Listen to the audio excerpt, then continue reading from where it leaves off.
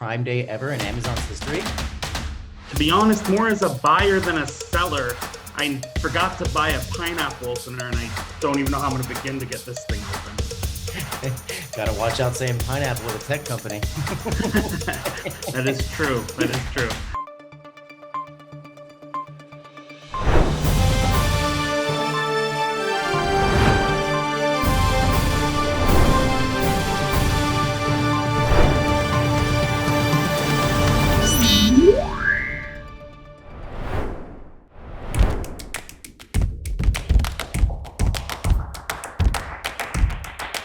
Hello, boys and girls. Welcome to another episode of FBA and Friends. I am your host, Sam Diedemeyer, Digital Marketing Manager of FeedbackWhiz. Joining with me today is Dave Consolazio, Amazon seller and freelance writer. How are you doing today, Dave? Good, Sam. How you doing?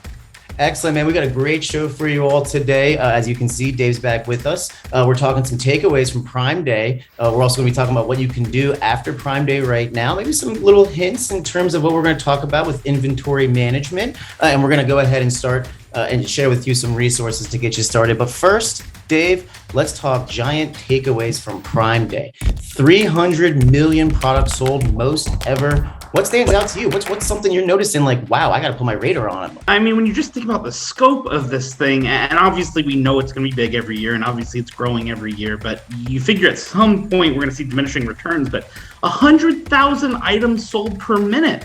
100,000 items per minute for a 48-hour event.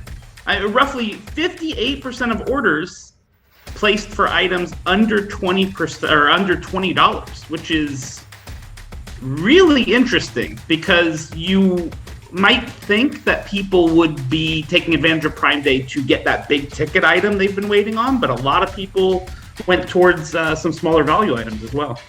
Interesting that you have that. This comes from a numerator poll, right? That was taken with like 21,000 Prime households. 58% of the orders placed during the two-day event, 100,000 per minute.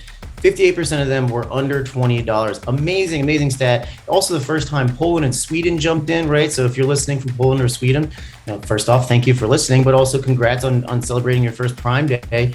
And then we also, let's go back to this for a second. $20 products, 58% of them sold. We ran a poll before Prime Day of sellers and asked like, hey, what's your biggest challenge? And 21% said supply chain, 13% inflation. About on par with like kind of around the industry. It looks like customers weren't deterred from inflation. Like, hey, they'll figure something out by buying these products under $20. Talk to me a little bit more about that. Like, if you have a $20 product, what are you thinking right now? Yeah, it's interesting. I mean, one of the things that people don't consider about Prime Day, you spend so much time focusing on these items you want to make sales for, or you want to center as something you want to make a bestseller or something you want to liquidate inventory on. Just the sheer amount of traffic on the website just brings organic traffic to a lot of other products in your inventory. So I think these statistics go to show that this wasn't all sales. While you're there, and that's one of the amazing things about Prime Day, right, is I was joking about a pineapple opener earlier, but that's the sort of thing, had I seen my pineapple while I was online, I would have probably bought one. There's something about Prime Day that just gets you in the mood to buy. You see things that you otherwise wouldn't really have much interest in, and it just kind of sparks that interest. So I think, especially when you're talking about small $5, $10, $15 items, why not take a shot? And I think it's definitely for people who are, creating their own inventory for private label sellers. It's something to consider, right? What sort of things can you work into your inventory that just kind of makes sense as a throw-in or an add-on? Because events like this, and especially during the fourth quarter when people are looking for gifts, it's a point proven that small sale or small priced items, low priced items tend to do well. Set up some of those bundles too, right? Like if maybe you don't have like, maybe you have like 3 or 4 under $20 products that are similar, like set up some of those bundles, discount them even more, flip that inventory. Consumers are spending, but they're spending a little bit smarter and wiser. Maybe bring the pricing down some other products that are over $20. Like this is great data for any seller, right? That you can see like there's a trajectory here. And coincidentally, Amazon did not have a good Q1 at all. And so the strength of Prime Day kind of shows that customers are spending and consumers are spending, but also like Amazon's not slowing down. Like they're going to be here. And to your point, we also talked about this, a couple weeks ago. There's a second Prime Day coming. It's going to be even more marketplaces. Egypt, like I believe Singapore was part of it. Egypt, Turkey, Saudi, I believe Saudi Arabia is in there as well. I could be wrong. Forgive me if I got that wrong, but I know Egypt's going to be in there, and it's just more and more marketplaces. 100,000 per minute. I mean, that's insane. Around the world, everybody, right? It's almost like the World Cup. Everybody's watching on this one day. Let's see the World Cup. Let's see these teams play. Like, let's focus on the TVs and watch. Let's focus on computers and buy on Prime Day. It's like a national holiday. Yeah, you nailed it. We had our recap of articles you may have missed in June, which we'll link down below. And one of them was talking about Pakistan as just a growth center for just more and more sellers entering the market. Now more than ever, it's just such a great time to be an entrepreneur around the world as an Amazon seller. And again, you talk about bundles, great point. Anything you can do that can make your product stand out a bit, a little more creativity. And even if you're able to draw somebody in with one thing and then they learn about the rest of your product line through that. So you should always be thinking about your inventory as a whole and not just as individual products. And I think the level of sales here proves that for sure. Absolutely, David. And thank you for contributing that article. And guys, you can read that article right below. We're talking about Prime Day facts and Prime Day info from just last week's Prime Day on what you should take note of, some of the market industry and data. Dave, thanks so much for contributing there. But also I kind of do want to there's that, right? You get the marketplace data. You can see like the e-commerce industry moving up. That being said, there's things to do right now if you're a seller, right? And I'm glad you brought this article. We got a great article on this. Aside from, asking for reviews, which, you should be doing regardless anyways, you'll probably see an uptick. What are some of the things we got to think about right now if you're a seller? I mean, advertising cost, maybe PPC allocation budget. Like, talk to me a little bit, Dave. What should sellers think about right now? What is it that you're doing? Let's dive in. Yeah, well, that's a huge one that you mentioned is asking for those reviews, whether you're using the request a review button or whether you're getting that automated by a service like FeedbackWhiz. You got to be maximizing the potential reviews on your products when you have these big spikes in sales, because that's what leads to more organic sales and more trust in your brand.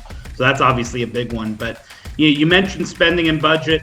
Just overall, it's there's so much preparation that goes into Prime Day that you kind of just want to exhale and relax. But this is a really important time to reassess everything. You have to check all your prices, check all your marketing strategies, check your inventory, because now we went from Prime Day, which was essentially the fourth quarter in July, to it's just July now. So even if you have discrepancies for just a week or two, that can definitely affect fees for, having too much inventory, or prices may be too low now that everybody else is, bringing their prices back up to what they might normally be. So really just take the time to comb through everything.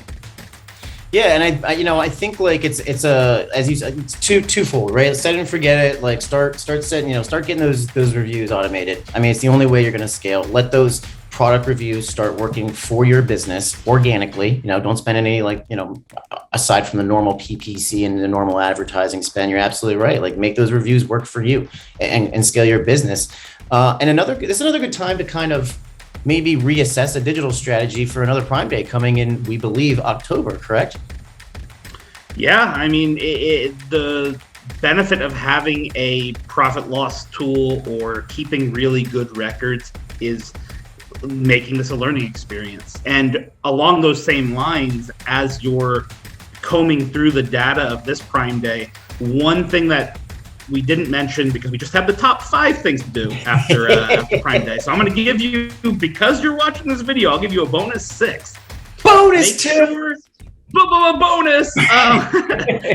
One thing you definitely want to do as you're combing through that data and making these adjustments, look for discrepancies in your inventory and your sales and your returns, because Amazon is a well-oiled machine, but things slip through the cracks. And sometimes a return gets returned, but it doesn't return your inventory, or something gets lost and it may not show up under lost inventory. If you see discrepancies like that, you know, especially if you're a new seller, you might just think, oh, I'm making a mistake. It's no big deal. It's worth looking into, and Amazon's customer service is excellent at reimbursing you for those types of things. So especially if you're a high volume seller, even just 2 or 3 items here, 1 item there that's missing or that wasn't returned properly to your inventory makes a big difference. So make sure as you're combing through the data to learn from, you're also combing through the data for discrepancies between your records and Amazon's records, and make sure you get reimbursed for those things. Yeah, that's a great point. And one thing I think that we kind of hit on a little bit, but I'll just kind of really be direct about it for FeedbackWhiz, but also anybody that's a seller, and it's not just FeedbackWhiz using it's anything that you're doing. Make sure that you're able to kind of assess customer feedback on those reviews. Right, this is a good time. All these reviews are going to be coming in like right now. Over the next right now, as you're watching this into the next week, you're going to start getting flooded with product reviews or feedback. Listen to the customer, right? If you start seeing a discrepancy, to your point, what the customer is saying, search for different keywords with what the customer is saying, and maybe those are 3-star reviews or 2-star reviews. If you start seeing that, hey, we're getting a lot of returns, you clearly don't want to ask for a review at that point. That's where these these exclusion list triggers come in. But at the same time, maybe there's something happening back at the warehouse, right? Is there pieces missing? Maybe there's not product instructions kind of put in there. Just anything you can kind of get from the consumer and your customer. Be on par with them with your messaging and branding. See if there's any discrepancies in your workflow. Maybe there's something going on with your review strategy. But if you're not if you're seeing a consistent problem brought up by your customer in your reviews, address them. And it could be anything from the inventory, packaging, whatever it is. Maybe it's just refunds to the wrong customer. Whatever it is, assessment right now is so key. Yeah, that's an excellent point on reviews. I mean, first and foremost, customer service, right? You just want to do the right thing.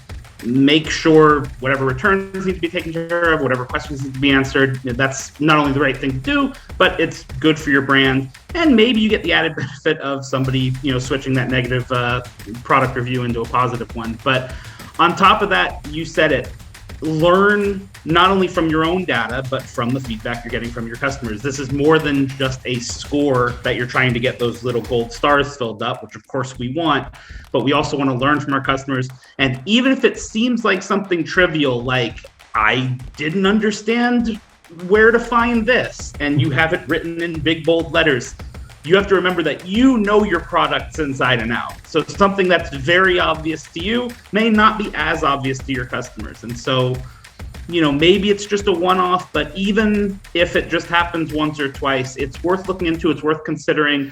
And yeah, you said it. Now is the time to do it, because especially come the fourth quarter, you want to have your products in ship shape, and customer reviews are a great way to get there.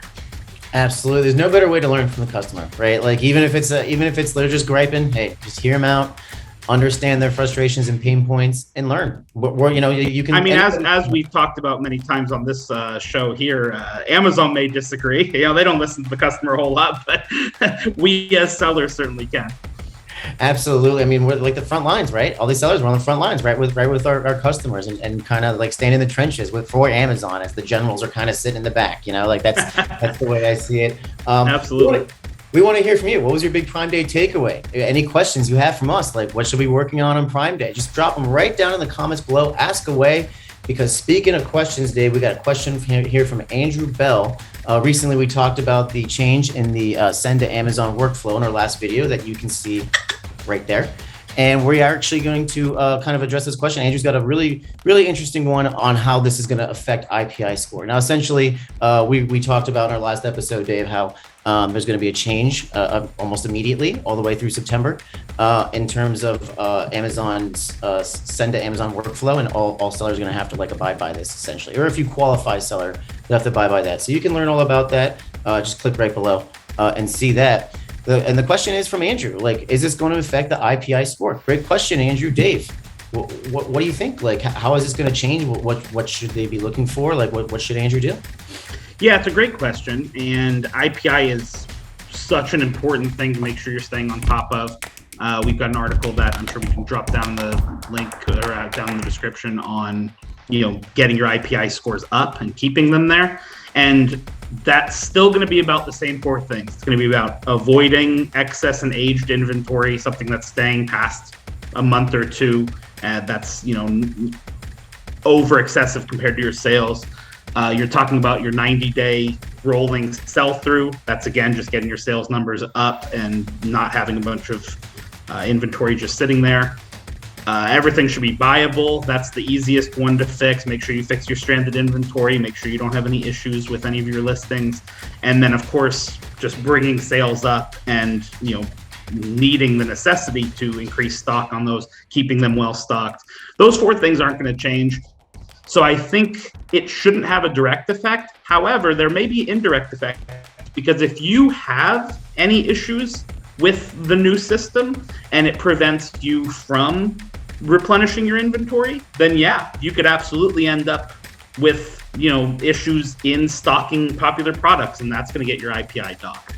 So there may be some residual effects to this workflow change, but a lot of that's just going to come down to ironing out the protocols on your end and making sure that they're up to speed. So I think it gets back to the same thing we talked about last time, is just, trying to get used to the new system as soon as possible. Sam brought up a great point about doing that with some of your, maybe less popular products, just so you're not, jumping into the deep end with your heavy hitters. But yeah, outside of those residual effects, we don't really see any major change coming to the IPI score. However, with these algorithms, you never know, and we're always staying on top of the forums. We're always obviously trying to keep in touch with Amazon and reports that they're putting out. So if there are any changes, we'll let you know here as soon as we do. Yeah, and it looks like just so you nailed it on the head, Dave. Thanks for that. Like, you probably, as long as you're following those guidelines, you'll be okay, right? Like that's what it comes down to. And if you're not, then there's an issue within your system, or if it's something on Amazon's front, like the digital receipts we talked about, right? Like, hey, I did this, and here's a screenshot, here's the report, blah blah blah, and that's when Amazon, seller support should step in. The more digital receipts you have, the quicker, right? Like that, they'll make it easier.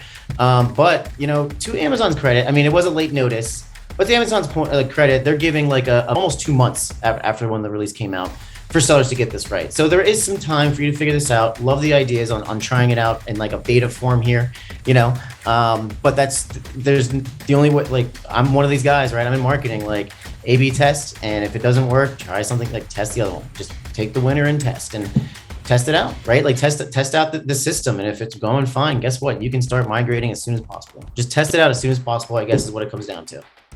Yeah, and if you notice your IPI scores dropping, be sure to let us know so we can, research it more. But also, you want to research it yourself. Just again, look at those 4 keys, because Amazon's algorithm is more advanced than what they've given us. But we know that those 4 things are the crux of the algorithm. So, just look at your systems, and if you see your IPI score dropping, it probably has something to do with something you can control, as opposed to just a secret change due to this. Because again, that wouldn't be in Amazon's best interest either, to make workflow harder for us, even though sometimes it feels like they don't care too much about that. To Sam's point, 2 months is certainly better than nothing. So it does give us some time. But it's a great question, because again, IPI scores are just so important, and even a small riff in that can make a big difference to your company. So it's definitely something to stay on top of, especially when big changes like this happen. Outstanding point, Dave, and I'll leave it on this note. Remember, if you win on Amazon, Amazon wins. So I guarantee you, they want to figure it out and help you succeed and sell as much as possible, so that they can sell as much as possible, right? Like it's work with them and they work with you. I know it's frustrating. You're absolutely right. Like, it's frustrating stuff like this happens, but they don't want, if you're doing everything right, they want you to succeed, because they're going to succeed. So great point there, Dave. We are running out of time. Really appreciate your time today. Great stuff, everyone. Thank you for listening. Dave, where can the people find you and reach you, and let us know if you got anything going on right now? I know we're going to see you in New York in just a week or so, right? Yeah, Dave's Dime on Twitter. I'm coming out to New York. We might get together for a little drink, a little coffee, maybe a little live show. Who knows? But yeah, it's gonna be a good time. And I'm just bummed out. I can't look at knickknacks at amazing prices anymore. I mean, it's funny how much your brain's just like, oh well, if it's 75% off. I mean, I don't know when I'm ever going to use this, but that's 75% off. It's amazing. So I'm going to miss it. But however, I am going to miss it. But we got a second one coming up before we even have a chance to mourn this one. We'll have another one to go, so it should be all right. Big Prime Day just happened. Second Prime Day coming in October. Dave, thank you so much for joining us. Friends, we are done here at FBA and Friends for today's episode. Tune in next week. Don't forget to check out our blog. Go to feedbackwhiz.com. Give yourself a 30-day free trial. You can find us on Instagram, TikTok, Twitter, LinkedIn, Facebook, all the major social media channels. And don't forget to tune in next week. Click below and subscribe and like if you like us. I think we're doing a great job, Dave. Everyone, thank you so much. This is FBA and Friends. Tune in next week. Thank you, everybody. Please subscribe to our YouTube channel, and for more information, please visit feedbackwiz.com.